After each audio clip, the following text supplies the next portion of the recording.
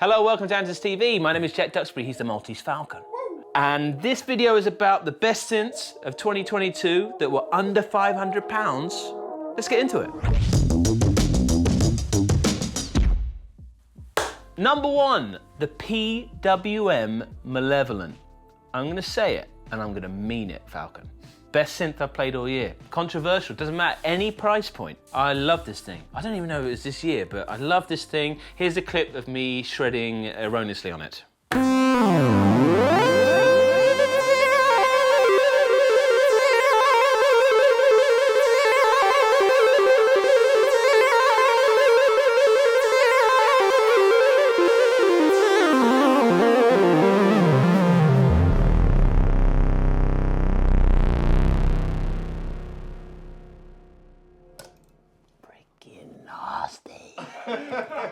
This is it. For no money, USB bus powered, and I'm going to show you, not only with this drive, when you've got that drive cranked, check out how gnarly this filter is, because it just gives you crazy stuff.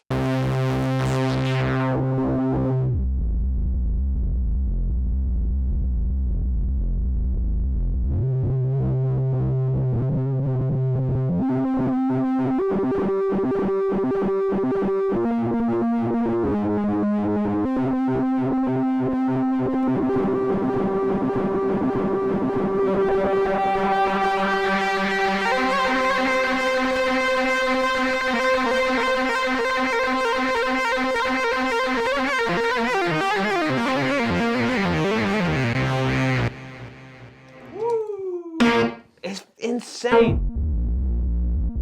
That's not an LFO doing it. That's just the wildness. And there's this cool video where he's got the circuit board out and kind of licking his finger and hitting it. And it's got that spirit of, same, these guys are here and they're like, whoa, I'm not playing.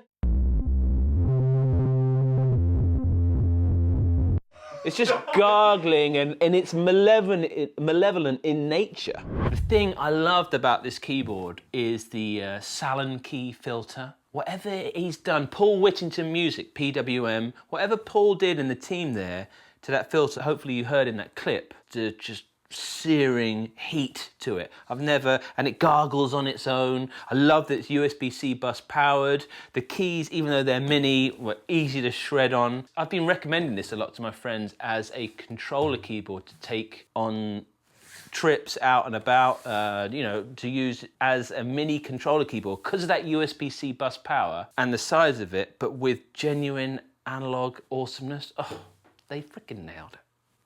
Coming in at number two is the ASM HydraSynth Explorer, the little brother of the big boy. Here's a clip of me whittling on it.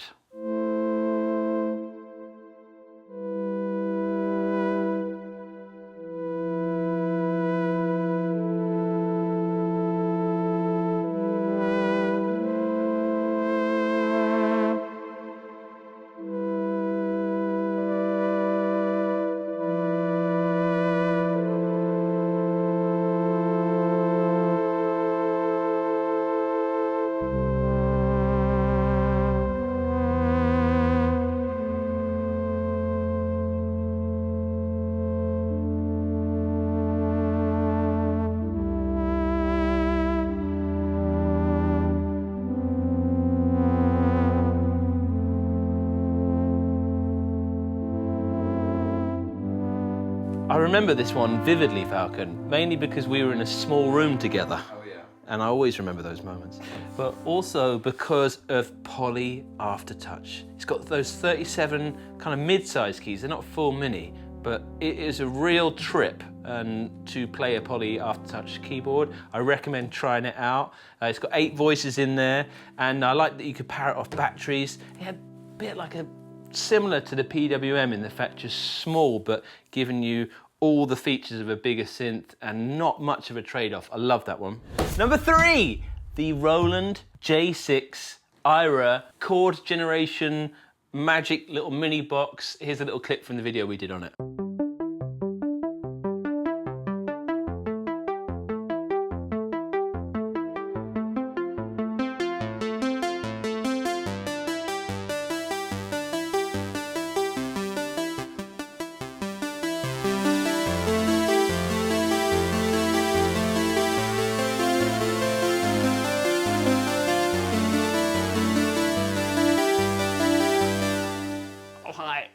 Come on. Hopefully that gives you an idea. To me, it's bowling with the bumpers up. I use this analogy a lot of the time. It's generating all of that music for me, and I cannot fail.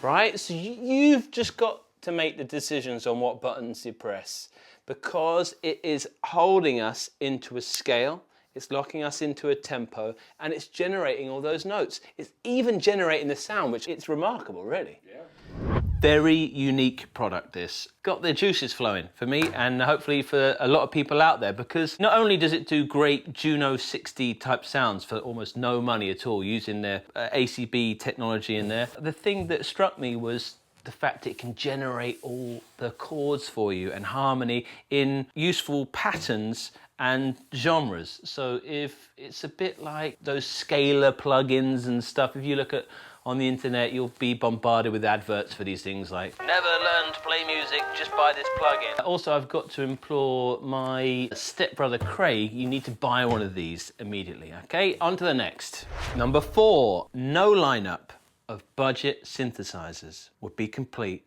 without a Behringer. Here's a clip of me playing the 2600 and not having a clue what I'm doing. Quite curious to see what's happening.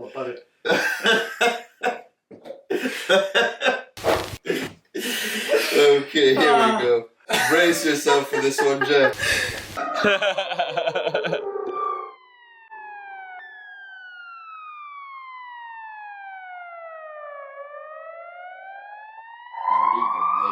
It sounds like a... Yeah. Right, come on, what are the names? I know what I think it sounds like. Let me, I'm gonna... It'll probably be like Bolivian flute. Yeah. Let me see if you can, let's see if you can tell which one it is. Yeah. Primeval Forest, Clapping Thunder, or is it Fire Truck Siren with Horn Blast? They've nailed it, Fire Truck Siren with Horn Blast. Finally, a name that befits the sound. That's why I was laughing, because literally that is exactly. Yeah, they've nailed it. The guy's like, hey guys, I've actually made a patch that sounds like the thing. It's a take on the 2600, the legendary one in there. It's got a digital spring reverb, but I love the updates they've done to it recently, the different color options you've got. It does sound fat. It's one of those things that I know I'll buy one day. I'm gonna have it because for any kind of sound designy noises, film score, it just emanates from that box. We've got them here in the store to come try out. I implore you to try it out. And you know, show Behringer some love for once. Number 5, the Cobalt 5S. Here's a clip of me talking to my brother from across the pond, our friend, Jim. Check this out. This is how it's laid out. The first 20 are kind of like the all-stars. So there's going to be a mixed bag of them, right? Anything and everything is going to be different each time. That's kind of the phase filter. I don't know if you remember that one from the Cobalt 8.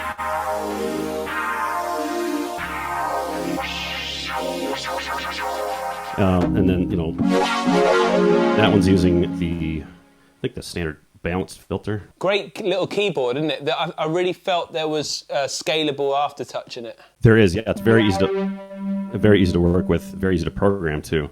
You know, like What a Halo mischief!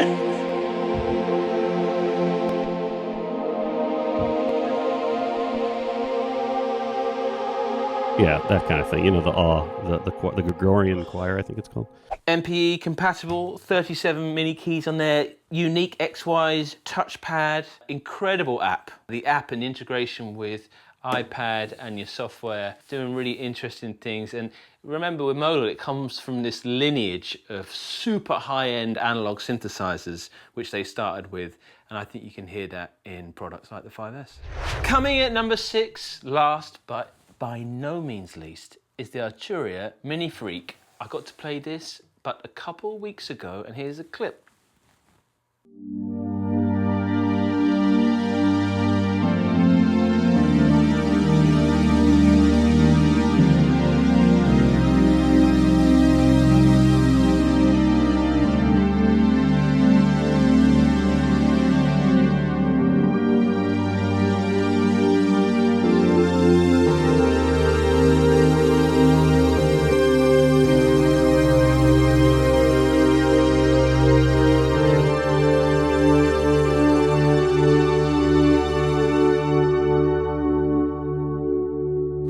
always loved the sound of the OG, but it's so nice to have just some proper keys.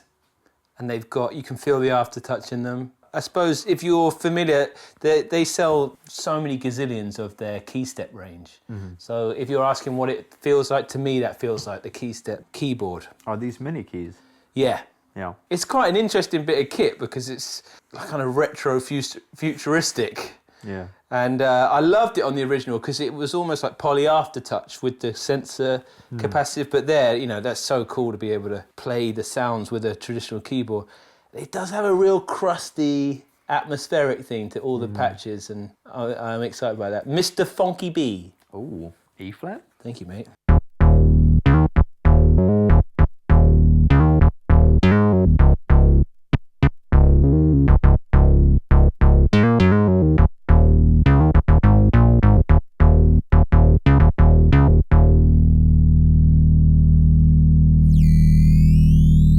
As I understand it from reading the comment sections, like, not available, not available. I had no idea. This thing hasn't really materialized yet. So maybe I can add some value. Well, when do I ever add value? But maybe my experience of it was all the things I loved about the MicroFreak, right? People love the MicroFreak, all the updates in there, but this whole thing of having an actual keyboard. A lot of comments about, I wish it had poly aftertouch and things like that.